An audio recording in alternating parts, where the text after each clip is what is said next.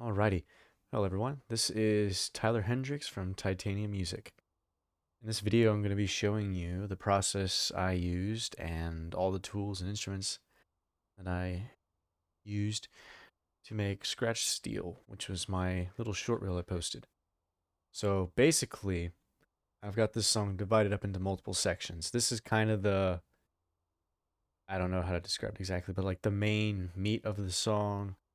We have our percussion all down here. And this is more so the synths and ambiance. So, really, we're going to start here.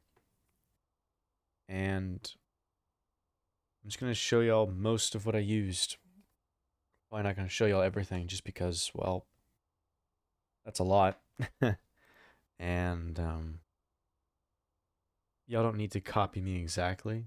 I'd rather, you know, more of the point of music is to be inspired, not to copy. So I hope this just inspires y'all. And heck, if any of y'all have any ideas or criticisms or advice, I'd be very happy to listen. But all right, let's get into this. So we'll get started with this little intro swell I have right here.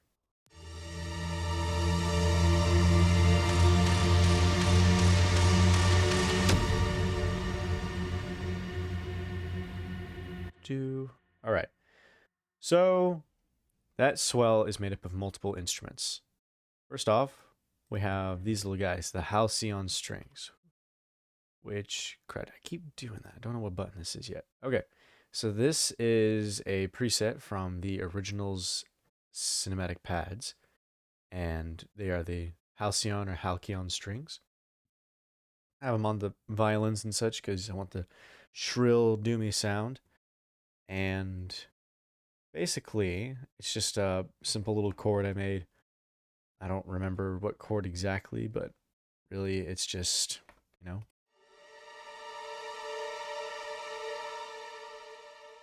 just a nice, simple sustain, nothing fancy going on.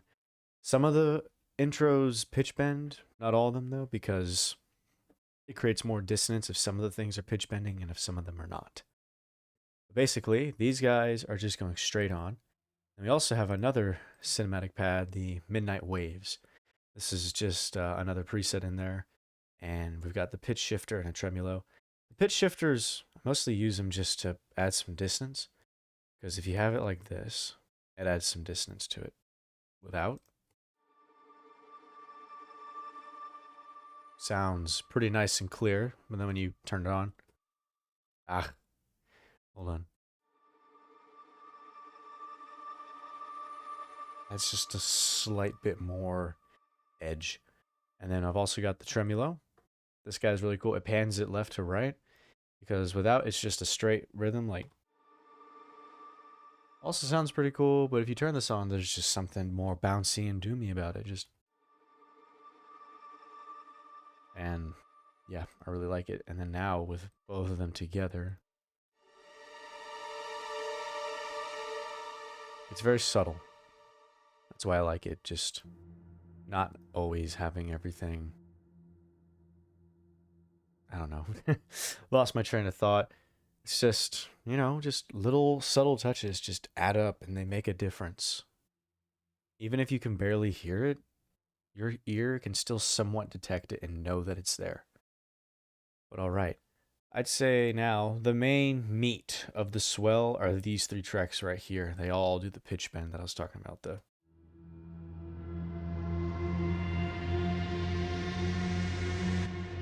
So yeah, so really these are three plugins from Kontakt 8, which is Kontakt 8 is more of like a streaming plugin. But the specific plugin is called Oblivion. And it's a synthesizer, sort of. It's a bunch of synth presets made by David Levy and I think Bethesda. Either way, it's a plugin that was designed for Doom music, and it's really good. You can get very creative with it. You can make all sorts of things, but I chose three like synthy just pads, and they all bend really nicely, and they're all. We got the bassy ambient. I'm gonna say ambient. I know I say it wrong, people, but I say ambience and ambient. But so we have the bassy, more just noise in the middle. And then we have these two higher actual synths going on the left and right to kind of have a more stereo feel.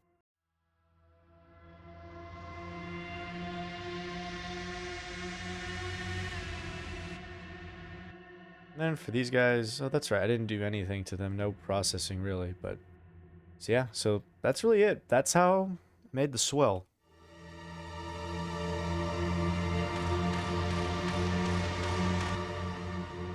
So the next phase is when it starts getting going.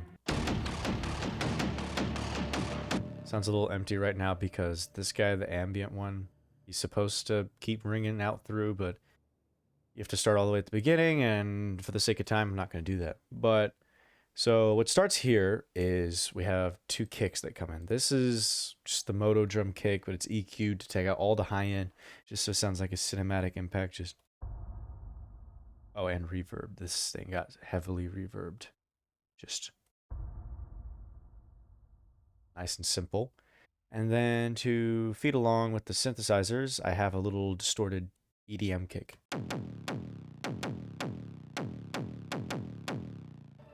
So he's feeding along with these guys right here.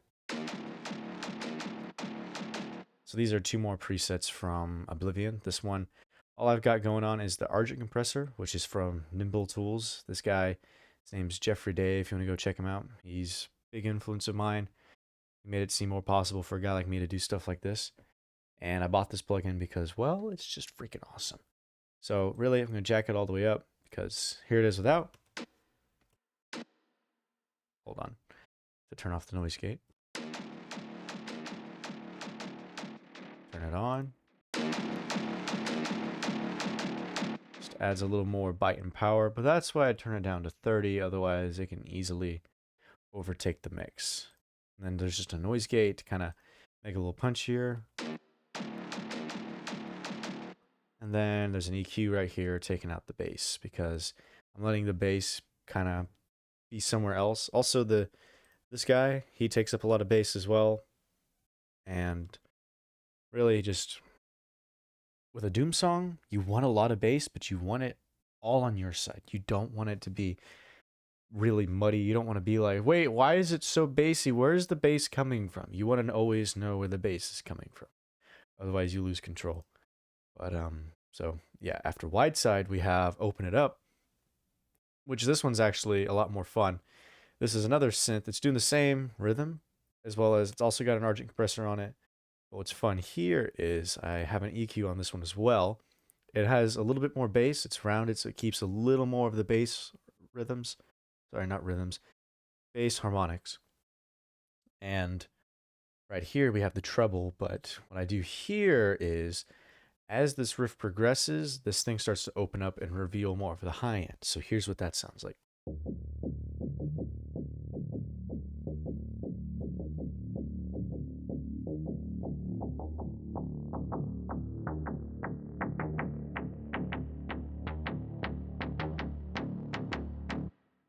Yeah, love that trick. It's very, very Doom. Then right here, we have Double Vision, which is another Oblivion pedal. Here's the actual one. This one, well, this is the actual file. I exported it as an audio file just to be easier to deal with. But in here, gosh dang it. I don't know why Logic does this. I don't know how to use that. Oh, man. I apologize. I can't really show y'all what's on this rack anymore. Well, here's what it does, though.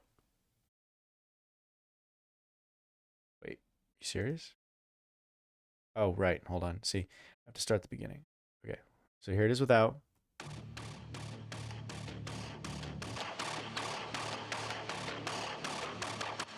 Just adds a little bit of character. Not a ton, but definitely adds something. So that's that. And next up is, yeah, next up, we're going to go with this guy, the reversed hi-hats. They don't sound like hi-hats much anymore, but I just took the hi-hats from the drum kit and then reversed them, spliced them up into all these tiny clips so they're really bitey, and then ran them through a bunch of different effects. Oh, wait, oh, is it going to work? Please? It's loading, people. It's trying. Everyone cross your fingers. Okay, wait, maybe if I open it up again. Come on, work. Oh, why are you doing this to me? Why? On, please. Oh, it's not gonna work. Either way, we have the pitch shifter on just to down pitch it a little bit. EQ, you can see it right here. The EQ is just taking out the bass. Mixbox is doing this.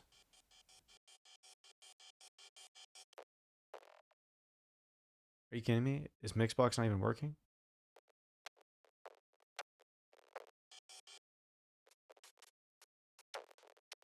You gotta be kidding me.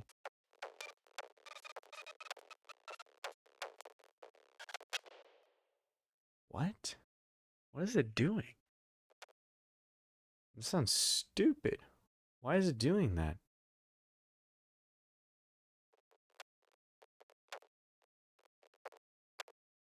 I don't understand what's going on here. I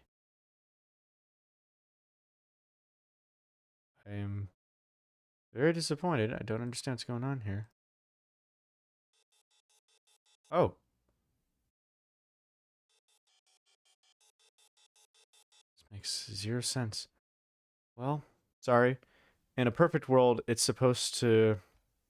Wait. Maybe this one works. If I'm lucky, this one will work.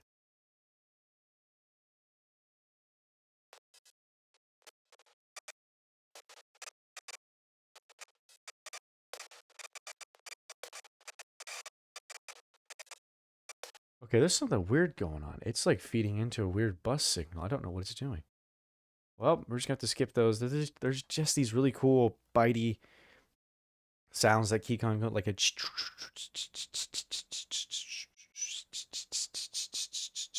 Pretty much I just threw some distortion and a flanger on and a little bit of chorus pedal as well. They both sound really cool. For some reason, Logic's not letting me play them, so... Oh well, I'm sorry, folks. They're luckily not a huge component, so it doesn't matter too much. But, okay. Next step. After we get through all that cool ambient buildup, we get into these guys. Which, geez, making the guitar tracks took me forever, but it was fun to make these. Actually, I will also show off the bass.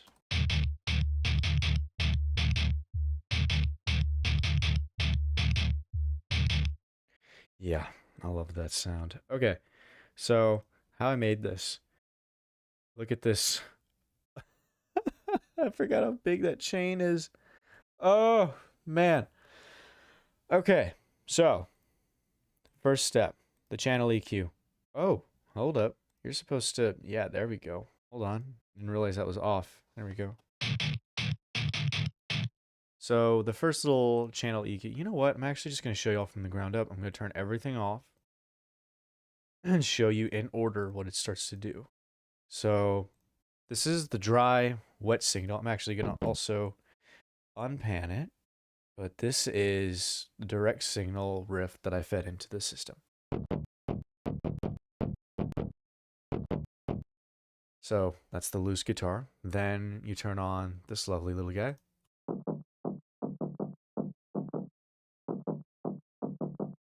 Then we turn on a noise gate to turn off more of the background noise.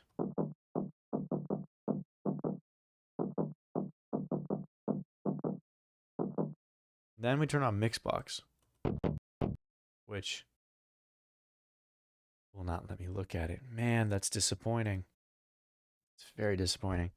Well, in Mixbox, there is multiple distortion pedals, but really what I've got going on in there is there's a tube screamer and a distortion pedal. Both fed really low down because this doesn't sound awful. Like,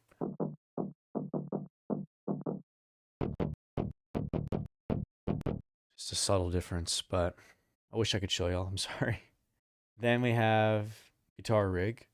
This is a free guitar amp sim that I got with my Harley Benton. They sent me a free code for this, and I'm extremely thankful because it sounds pretty awesome. But I'm going to show you what it sounds like without a cabinet, so prepare your ears.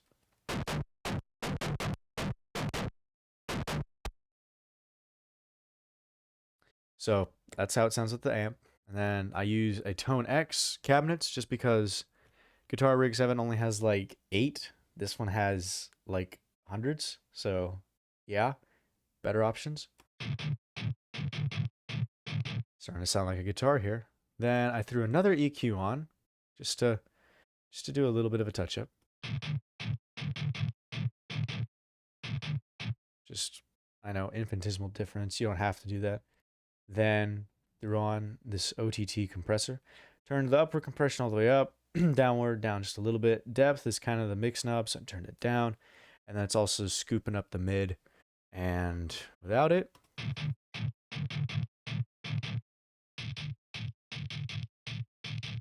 adds a little more bite. Oh, wait, I didn't even turn it on.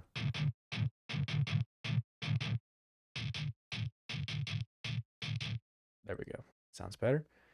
And there's another mix box. It worked! Okay. Oh, we're back in business. So this is a saturator. Just kind of glues it up and makes it sound a little louder. Please, please, please. Why? Why is it not working? So stupid. Oh, so frustrating.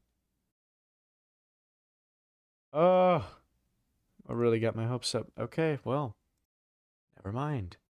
Oh, I think this just exists for solely the purpose of doing EQ tricks. I think that's about it. But yeah, so that is how I got the 2 distortion guitar tracks. Then next up, I quad tracked this thing. So really, what I did was this other left panned one you see right here, it's the same exact audio, but panned up here and run through a different chain because you have this one.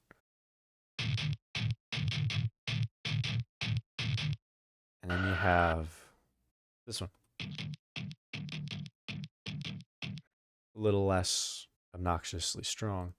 Really, the only difference I made was I turned off the distortion.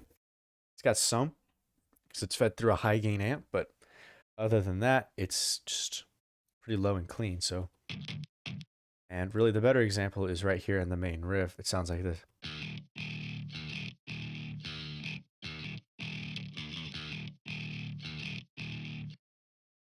And you feed that together with 2 of them. So when you do the distortion by itself,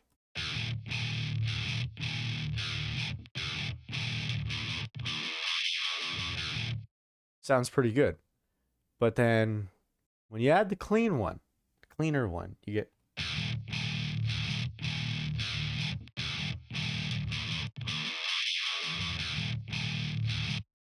top of just when you put them all together.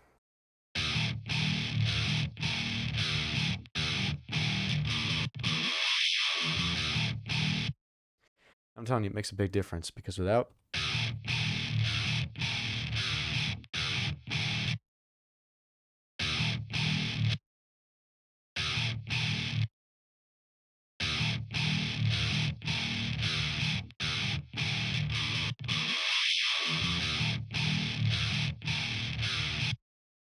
it adds more wideness and really helps with that bottom hit, that really low, the dead up. Really helps with that low bite sound. Because when you add them both, the bass also helps more. Like when you add the bass. But yeah, that's how I got my guitar tone. Is doing 4 tracks like that, and then like when you have 4 chugs, you got pretty nice. And then basically what I did for these 2, these are little teaser riffs. They're same amps, run through a little vinyl thing right here. Let's see. Yeah.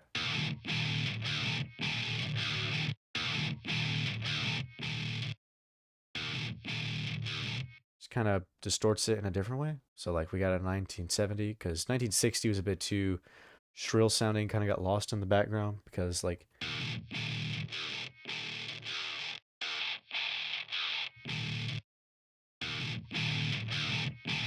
kind of distorts it enough to the point where it's still recognizable, but still kind of like this doesn't feel like the full thing yet.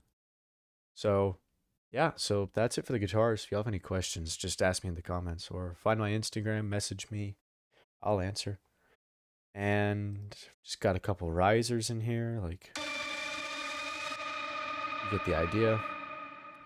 So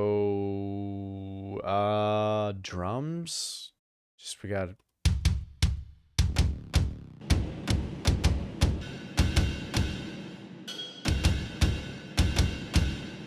I really can't explain it any more than that. I'm not going to go into the full mixing of those guys, but we have just the Moto Drums kick.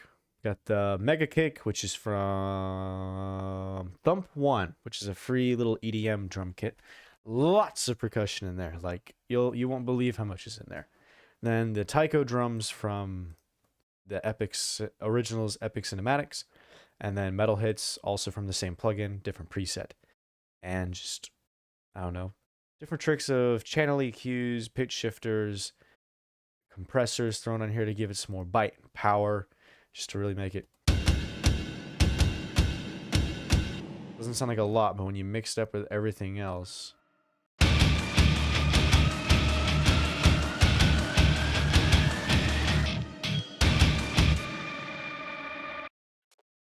Still not working. Oh well. That riser really adds some power. So then all that's new in this point is really, we'll just go over the bass. I use Subdivine, though I'm not sure for how much longer because it's just kind of what I've been using for now, but really all I did was, heck, I'll show y'all the exact preset. It's called Classic Sub like that. Drive is technically off, I guess. Release is right here. The release just controls the sustain of the notes. I wanted it to match perfectly, so I had it very tight. And the other thing I did was I reduced the bass just a little bit, tiny little cut, because it can buzz very easily. And then I turned off the high, because without the high, it sounds like this.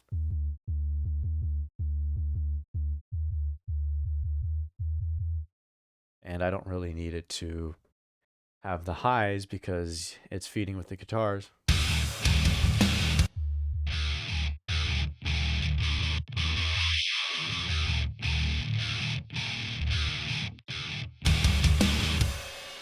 So yeah, and then next up we have Going East, which is a plugin from one of the free Kontakt plugins called Analog Dreams 2.0 Going East. And all that's on here is OTT, channel EQ, CRUD, Mixbox. Dang it! I knew it was going to do that. So I don't even remember what's on that one. And then a stereo spread. And what it's doing is it's mimicking the main riff just because my brother walked in, he heard the song, he was like, it sounds really good, but the main riff is like it's missing something. And he was right. It didn't sound as doomy without it. So this is what it sounds like.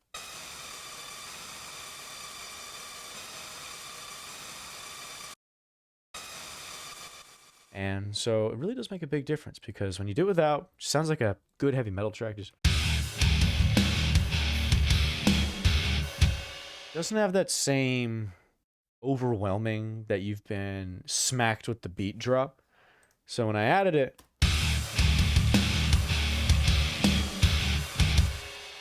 it's kind of subtle, but also kind of in your face at the same time. But yeah, it's really hard. And then the next section's just the same thing, except risers.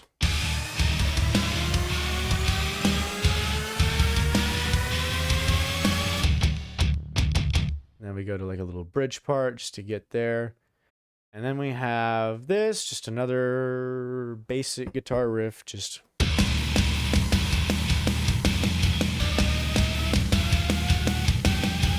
a cool little spliced up riser right here.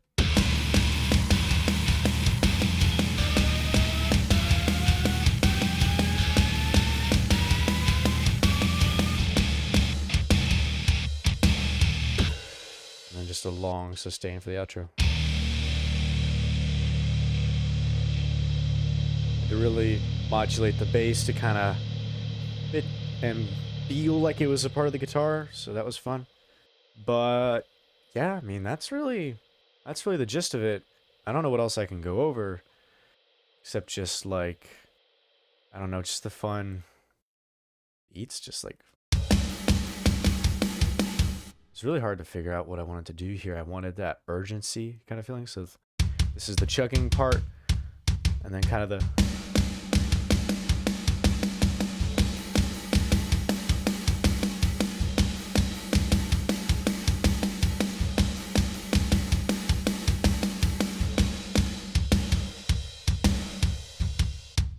I was really happy with that. And really, that's pretty much it. Except if I guess I want to show you what I did for mastering, which I did not use this. Hold on. Okay, let's just get this organized. Shh, it was already organized. You saw nothing. You saw nothing. Stop opening each plugin, please. Thank you. Okay, for this I'll demonstrate on the main riff, but this is not the professional way to master at all. I kind of just threw this together just for the sake of getting this out because I was motivated to post a short reel on YouTube and I really just wanted to get something posted. So I really didn't focus on making it perfect because I never would have posted it if it was perfect. But pretty much all I did was I slapped on some OTT, depth at 30, upward, downward, just very basic. But pretty much. And a saturator, Chow tape model, clean fat, just adds a little more girth. Makes it a little louder. Channel EQ, I think this is one of the basic presets, and I thought, screw it, I'll just use it, whatever. Boosts the bass, boosts the upper mid a little bit, and boosts the treble. And then another one, slightly boosting them as well. I actually don't know if I used that one. But then a multipressor, still don't know exactly what this guy does. I know it does something. I think he works sort of like a compressor slash limiter. I need to look up how this works. Yeah, it's kind of like a... Oh, what? This was not a thing in GarageBand. Hold on. Oh. Sorry, having too much fun here. So, multipressor does this.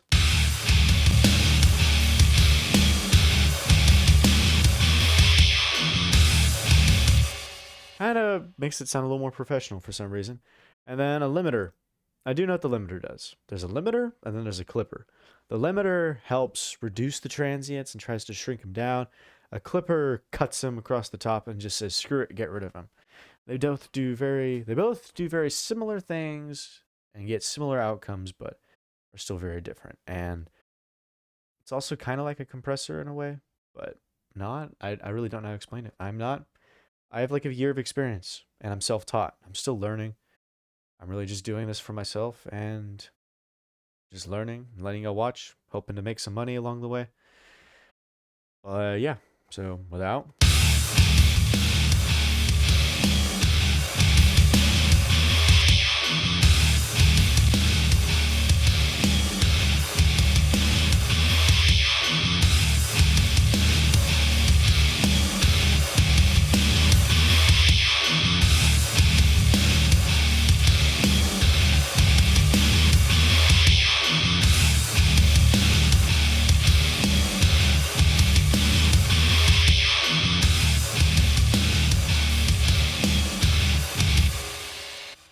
Really don't know what I'm doing here. Just screwing around, but so there you have it. This is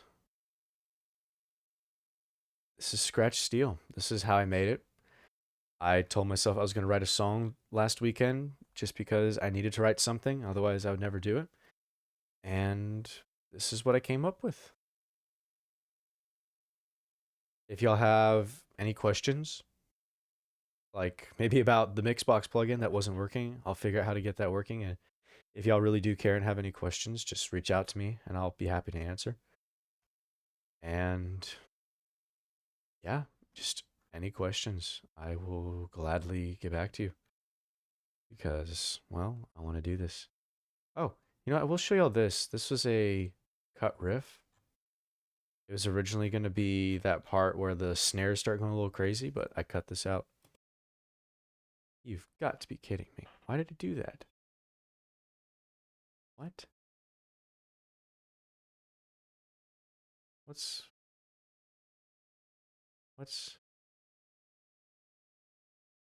Why is it not?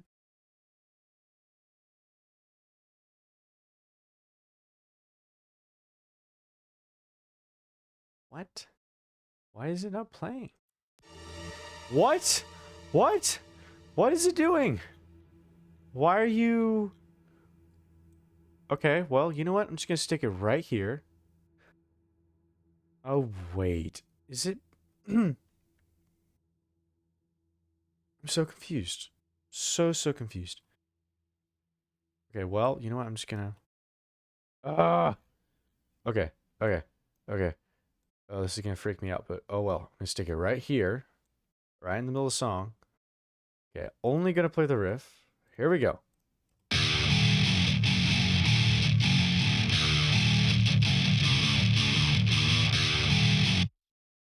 I kept it because, well, I don't know if I'll eventually end up making like a full-length song, because I did only make it a minute.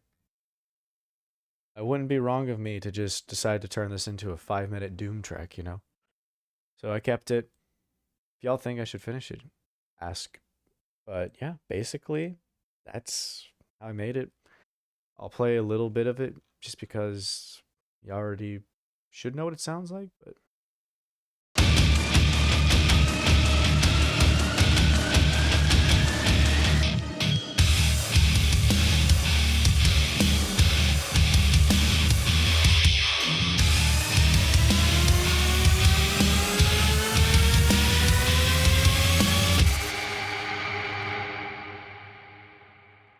so yeah. Thank y'all for watching. That was the Making a Scratch deal.